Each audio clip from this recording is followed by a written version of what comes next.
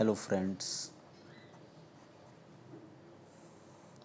देखिए, हम लोग जो बेसिकली यहाँ पे बात करने वाले हैं वो बात करेंगे। थोड़ा सा डाउट रहता है। किस चीज़ का डाउट रहता है? डाउट ये रहता है कि सर, कि मैं मान लो बच्चों की बात करता हूँ जो अभी एक तो 11th क्लास में है, एक बच्चा जो 12th क्लास में है, एक बच्चा जो फर्स्ट ईयर ड्रॉपर है या फिर सेकंड और मोर ईयर ड्रॉपर। ठीक है, सबकी स्ट्रेटजी, सबका तरीका, सबकी नॉलेज अलग अलग होती है अगर रियल एस्पिरेंट है तो हम लोग अगर बात करें कि भाई आपका कि प्रॉपर अगर आप तैयारी के शेड्यूल में हैं और आपको एग्ज़ाम निकालने हैं, मेनली मैं नीट के पर्सपेक्टिव में बात करूँगा। अगर आपको नीट का एग्ज़ाम निकालना है तो उस नीट के पर्सपेक्टिव में अगर आप बात करेंगे कि भाई मुझे एग्ज़ाम निकालना, तो मेरी प्रिपरेशन किस तरह की हो। अगर मैं डिफरेंट डिफरेंट क्लासेस से बिलोंग कर रहा हूँ, ठीक है। देखिए, जो भी बच्चे 11th में हैं, वो तो बस क्या करें कि जो भी आप क्लास लेते हैं, ठीक है, आप जो भी कोचिंग ले रहे हैं, जहाँ भी कोचिंग ले रहे हैं, वहाँ पे आप जो भी क्लास ले रहे हैं उनके नोट्स, ठीक है जी, मैं तीनों सब्जेक्ट की बात कर रहा हूँ, पीसीबी, ठीक है, उसको तैयार करें। और साथ में एनसीईआरटी तीनों की, ठीक है। एक बार को थोड़ा सा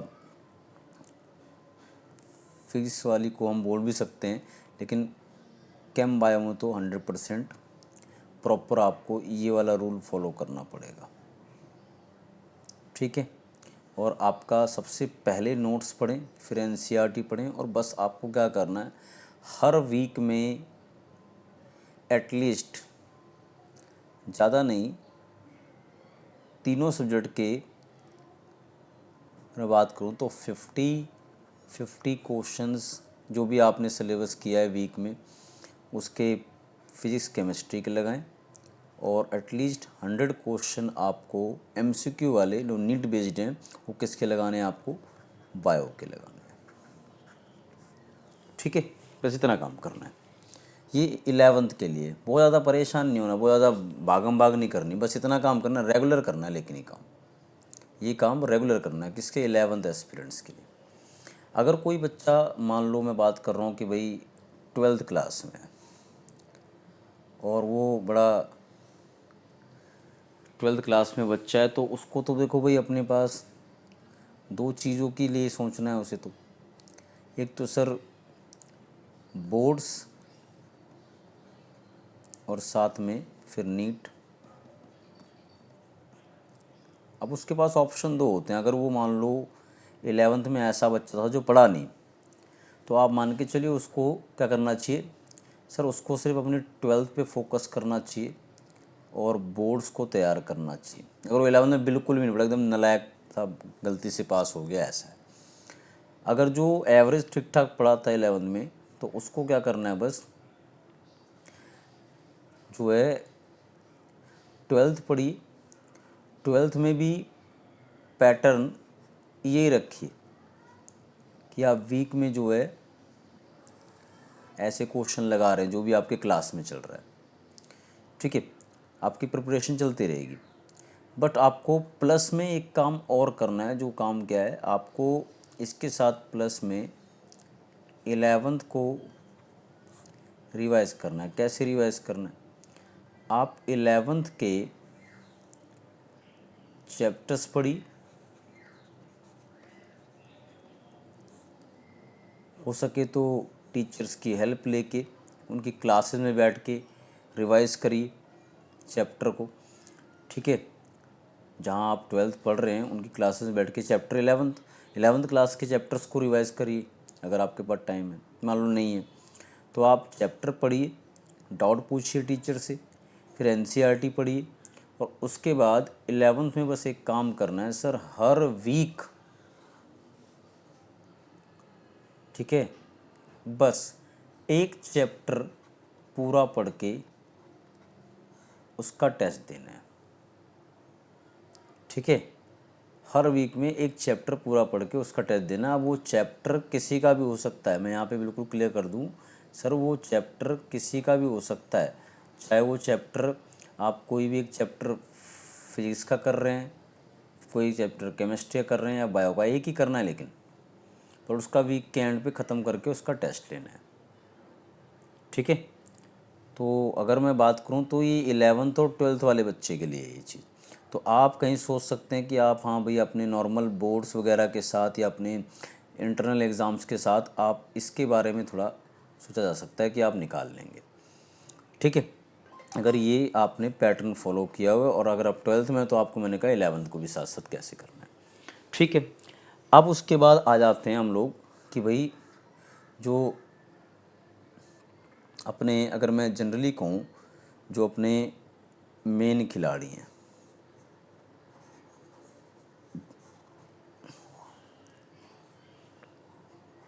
ठीक है, ये तो 11th-12th की बात कर रहा था मैं सारी।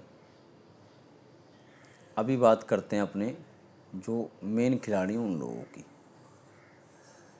सर मेन खिलाड़ी कौन कौन है? तो मैंने अभी तक क्या बात की, बस मैंने बात की भाई किस किस की, मैंने बात की सिर्फ़ और सिर्फ 11th की और 12th के स्टूडेंट की, जो भी इसमें किसी में हैं। तो इनका पैटर्न मैंने आपको बता दिया। अब बात करते हैं, मान लो कोई भी ये वाला पर्सन है, फर्स्ट ईयर ड्रॉपर है। अब मान लो ये फर्स्ट ईयर ड्रॉपर दो तरह का है। एक तो ये जिसने थोड़ा बहुत सीबीएसई में 11th-12th में पढ़ा था, एक वो जिसने बिल्कुल भी कुछ नहीं पढ़ा था, ठीक है। तो जो जिसने कुछ नहीं पढ़ा था उसको सिंपल चीज़ है कि उसको जो है आपको बिल्कुल बहुत ध्यान देना है जो भी क्लास में हो रहा है उसको, और उसको जाके बार बार रिवाइज करना है, पढ़ना है, उसके ऊपर क्वेश्चन करने। उसके बाद जो है आपको फिर एनसीईआरटी को भी फॉलो करना है, ठीक है। जो 11th-12th में थोड़ा बहुत पता था तो उसे लगभग आइडिया होता है कि किस तरह से, या यू कैन से उसे पता होता है कि हाँ भाई मुझे कंटेंट जो है पढ़ना है और इस तरीके से, बस उसको थोड़ा नीट का आइडिया नहीं होता कि तैयार कैसे करना है। तो अपने जब हम फर्स्ट ईयर में होते हैं, देखो यहाँ जो ऊपर वाला केस है इनकी अगर मैं बात करूँ, इन लोगों की अगर बात की जाए तो इन लोगों का क्या है कि स्कूल के साथ थोड़ा चलना पड़ता है और इसीलिए वो कुछ चैप्टर वाइज चलता है रेगुलर। सर यहाँ पे जो होता है, यहाँ पे ये चैप्टर वाइज जो है नहीं चलता, फिर वो कंटेंट वाइज चलता है। जैसे आपका जूलॉजी चल रही है अलग, ठीक है, जूलॉजी के चैप्टर्स हैं, फिर बॉटनी के चैप्टर हैं। तो हम पढ़ते कुछ इस तरीके से कि जूलॉजी एक साथ ख़त्म, बॉटनी एक साथ ख़त्म, ठीक है। तो हम चैप्टर, या सिंपल इसको ऐसा नहीं है, आप अलग तरीका भी होता है कई बार कि सर जो चैप्टर आपस में रिलेट करते हैं वो एक साथ ख़त्म, ठीक है। सेम ऐसे ही केमिस्ट्री में भी आपका ऑर्गेनिक एक साथ पूरी ख़त्म, इनऑर्गेनिक एक साथ पूरी ख़त्म, फिर फिज़िकल एक साथ पूरी ख़त्म, फिजिक्स में भी मैकेनिक्स एक साथ पूरी ख़त्म, आपकी काइनेमेटिक्स एक साथ पूरी ख़त्म, फिर वो आपका इलेक्ट्रोमैग्नेटिज्म एक साथ पूरी ख़त्म, ऐसे चलता है। फिर जो भी रिलेट करते हैं 11th-12th के सारे चैप्टर ऐसे एक साथ ही चलते हैं। जैसे इसके अंदर अगर मैं बात करूँ तो भाई आपका जो केमिस्ट्री है वहाँ पे कहाँ से अगर आप देखें तो हाइड्रोकार्बन वगैरह होता है वहाँ से शुरू, नेमिंग वगैरह से, और फिर पूरा वो अमाइंस वगैरह तक, पूरा ऑर्गेनिक केमिस्ट्री ओवर। ऐसे अपने अगर मैं बायो की बात करूँ मेनली, तो जूलॉजी में मान लो चैप्टर आपका जो कॉमन चैप्टर हैं, लिविंग वर्ड, बायोलॉजिकल क्लासिफिकेशन है। फिर जूलॉजी में यहीं से हम लोग सीधे एंटर कहाँ करते हैं, 12th क्लास में, ये 11th क्लास के चैप्टर हैं, यहीं से एंटर करेंगे आप ह्यूमन हेल्थ एंड डिजीज़, और उसके बाद माइक्रोब्स वाले चैप्टर हैं सर, ये क्योंकि चारों आपस में रिलेट करते हैं। ठीक है, बॉटनी में बायोलॉजिकल क्लासिफिकेशन किया, उसके बाद पहला के चैप्टर कौन सा आएगा, प्लांट किंगडम आया सर।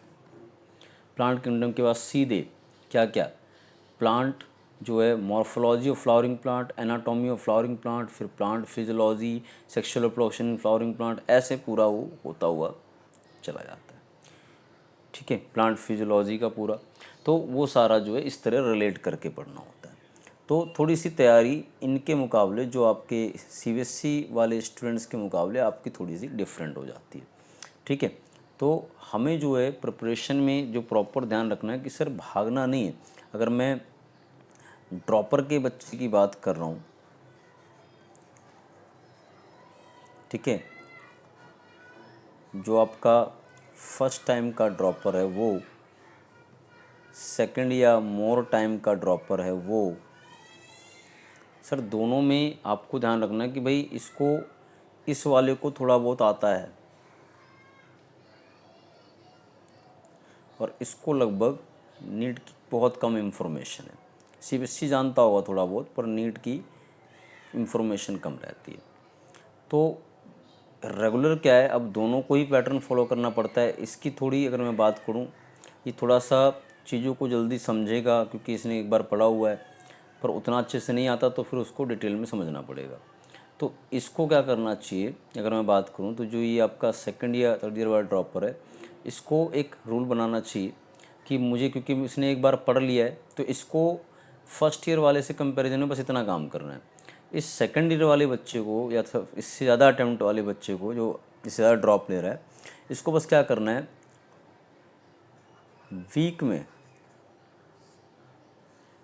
वीक में स्टार्टिंग से ही, जैसे मान लो अभी आपने किसी ने जुलाई से स्टार्ट किया ड्रॉपर, ठीक है, तो आप जुलाई से स्टार्ट करें तो आपको स्टार्टिंग से ही हर वीक में 2 फुल सिलेबस क्वेश्चन पेपर लगाने हैं, बस इतना करना है।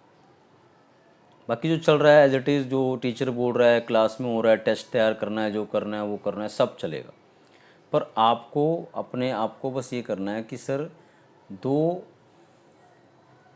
फुल सिलेबस मॉक टेस्ट आपको देने ही देने हर वीक में, बस इतना करना है।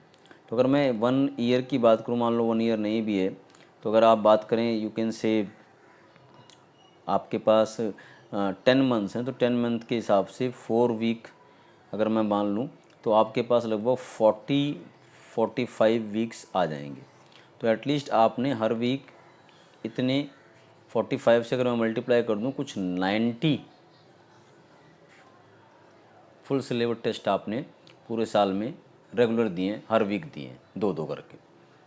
तो इससे आपकी स्ट्रेंथ, एक्यूरेसी, ये सब कॉन्सेप्ट थोड़ा बिल्डअप होगा।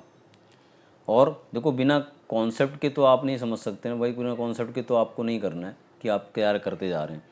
तो आप जो है, जो फर्स्ट ईयर वाला है उसके कंपैरिजन में सेकंड या थर्ड ईयर वाले को क्या करना है, बस सर सब कुछ जो क्लास में चल रहा है वही सब फॉलो करना है, क्लास प्लस एनसीईआरटी, ठीक है, ये सब फॉलो करना है उसे। उसके बाद रेगुलर क्या चल रहा है, क्या टेस्ट है, सब फॉलो करना है, वो क्लासेस के अकॉर्डिंग करना है, ठीक है। पर आपको एक चीज़ बस ऐड क्या कर देनी है, आपको 2 मॉक टेस्ट, ठीक है, खाली एक सब्जेक्ट के नहीं, ये मैं तीनों की बात कर रहा हूँ, पीसीबी तीनों के लगाने हैं, ठीक है, मॉक टेस्ट तीनों के लगाने हैं पीसीबी, और आउटडेटेड सिलेबस के नहीं, प्रॉपर सिलेबस के, ठीक है। उसके बाद जो है, और उसको कंफर्म है आपको करना है, और एक जब टेस्ट देने बैठोगे तो ये चीज़ ध्यान रखो, 3 घंटे की पूरी सिटिंग देनी है, ठीक है। ऐसा मत करना 1.5 घंटे किया, 1 घंटे किया फिर छोड़ दिया। जो फर्स्ट ईयर वाला है उसको अभी क्योंकि इतना कंटेंट की इंफॉर्मेशन नहीं होती है, तो उसको क्या करना है, पहले शुरुआत के 1 से 2 मंथ अपने आप को शेड्यूल में लाइए कि आप नीट की तैयारी करने के लिए प्रॉपर टाइम टेबल फॉलो कर पाते हैं कि नहीं। लाइक आपने मान लो 4 से 5 घंटे आपने इंस्टीट्यूट पे दिए, ठीक है, आपने 4 से 5 घंटे से, या मान लो मैंने कहा 6 घंटे आपने इंस्टीट्यूट पे दे दिए, 6 घंटे आपके मान लो इंस्टीट्यूट पे दिए, 4 से 5 घंटे वहाँ आपने तीनों सब्जेक्ट को समझा, पीसीबी को आपने, ठीक है, जो भी आपका कंटेंट था। आपको क्या करना है, रेगुलरली पहले एटलीस्ट अगर मैं बात करूं 1 मंथ तो ये काम करना है, क्या कि आपको रेगुलरली जो है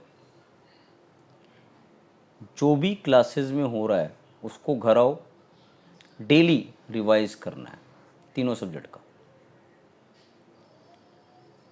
ठीक है। और उसको कैसे रिवाइज करना है, नोट्स से,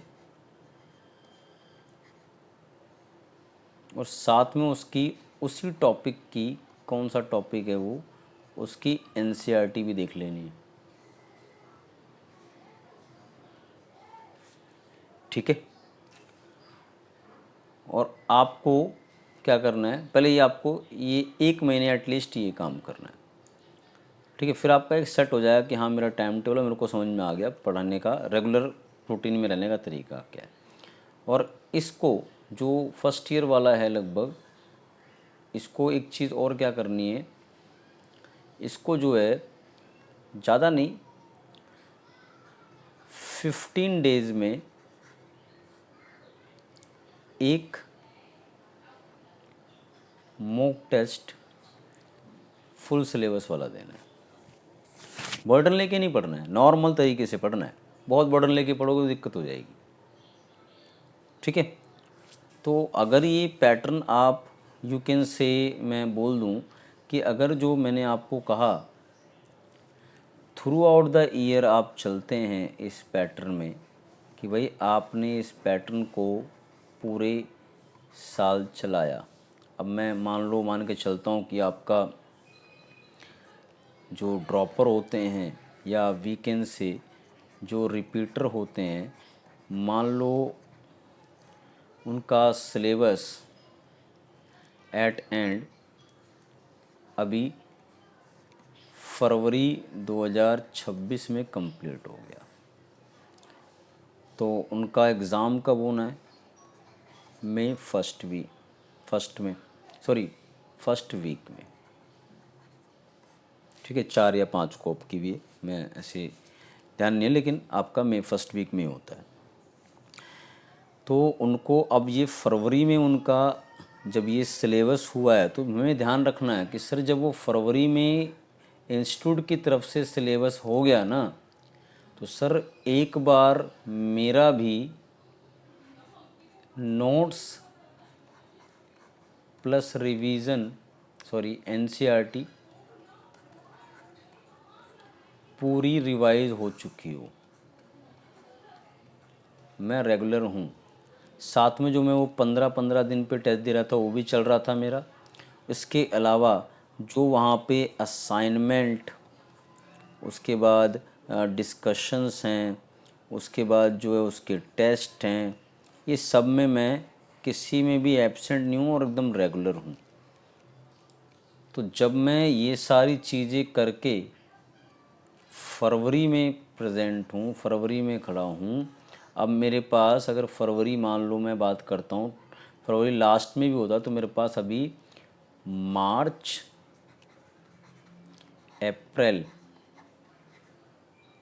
2 मंथ का पूरा टाइम बचता है।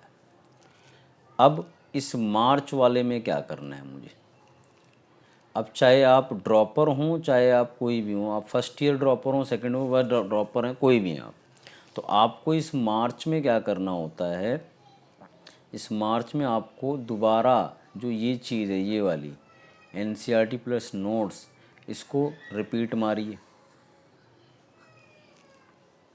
ठीक है।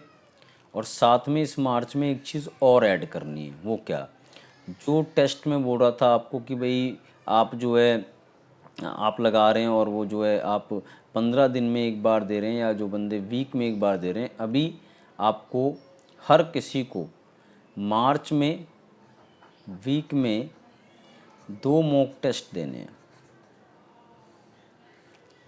ठीक है। बट ये वाले अब टेस्ट कौन से हैं, ये वाले टेस्ट होने चाहिए ऐसे कुछ कि एक तो पार्ट्स टेस्ट होना चाहिए चैप्टर वाइज जो भी है, और एक पूरा चैप्टर का यूनिट वाइज मान लीजिए, और एक पूरा जो है फुल सिलेबस का इसमें भी चलेगा। उसके बाद जब आपका ये पूरा हो गया, यहाँ तक शेड्यूल फॉलो किया आपने, फिर जब अप्रैल में आएंगे तो अप्रैल में अब आपके पास क्या आता है अप्रैल वाले में कि भाई आप जो है हर चैप्टर को रिवाइज करिए उसी तरीके से, नोट्स प्लस एनसीईआरटी से, ठीक है। और साथ में अप्रैल में अब सिर्फ क्या देने हैं, फुल सिलेबस टेस्ट, और लगभग वीक में 2, ठीक है। 2-3, अगर आपको लगता है आप एफिशिएंट हैं तो आप इसको 4 दीजिए, जितने टेस्ट लगाएंगे उतना बेनिफिट होगा यहाँ पर, ठीक है। तो ये पूरा शेड्यूल अगर मैं कहूँ आपका नीट की जर्नी का पूरा शेड्यूल इस तरह से है। तो किसी एक आधे का मेरे को डाउट था या किसी एक आधे ने पूछा था तो भाई मैं उसको यहाँ पे बता दे रहा हूँ। और इस शेड्यूल को फॉलो करने के लिए आपको एक स्ट्रिक्ट कहीं ना कहीं रूटीन में रहना पड़ेगा और रेगुलर टाइम टेबल को फॉलो करना पड़ेगा। क्लियर है? तो होपफुली सभी को समझ में आएगा और आप सभी को बिल्कुल all the best for NEET 2026। हाँ, और एक चीज़ और, फालतू जो लोग खासकर मैं इनमें उनकी बात करूँगा जिनका मान लो नीट निकला है, तो वो लोग आजकल जो है कई बार क्या करते हैं कि भाई आप गाइड कर रहे हैं, अच्छी चीज़ है, करना चाहिए आपको गाइड, जो आपके जूनियर्स हैं उनको आप गाइड करिए, बट आप स्पेसिफिकली अपना वाला शेड्यूल, अपनी कंडीशंस कि आपके साथ ये था वो था, आप उसको यहाँ पे अप्लाई ना करें, ठीक है। आप उनको जो है इस चीज़ के लिए गाइड करें कि इतना मुश्किल नहीं है, आसान है, ठीक है, और क्रैक होता है, बट आपको वो रूटीन में रहना पड़ेगा, ठीक है।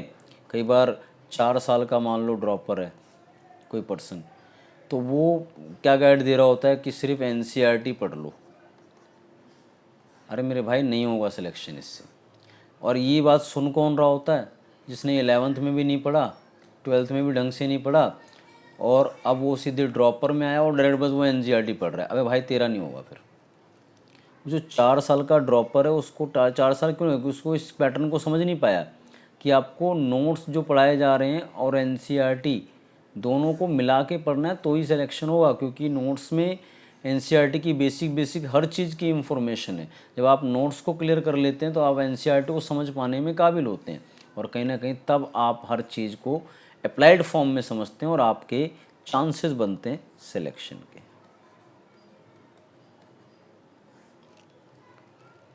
ओके, चलिए, थैंक यू। और ये जिसको ज़रूरत हो उसको शेयर कर देना, ठीक है, कि इस तरीके से तैयार करेंगे तो ही कहीं ना कहीं सिलेक्शन होने का चांस है। चलिए, थैंक यू।